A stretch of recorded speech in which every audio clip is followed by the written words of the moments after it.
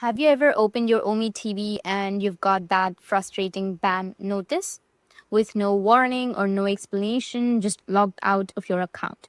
Then just don't panic. You can get your OmeTV account unbanned. So the first thing is always figure out why you were banned.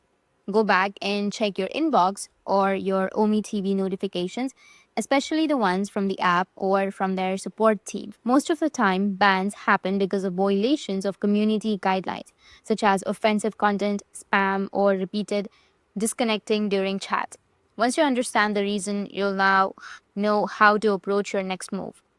Some OmeTV bans are temporary. This means your account might automatically be reactivated after a cool off period, which could be a few hours, a few days, or even a week. So before jumping into create a new account or emailing support, give it a little time. If your ban is temporary, OmeTV might unlock your account on its own. But if you are still banned even after waiting, then it's time to take action. Head over to the official OmeTV website, is the browser version. Go with that. And then scroll down and find the support section or chat section. Or you may also have a contact us option. You need to tap on contact.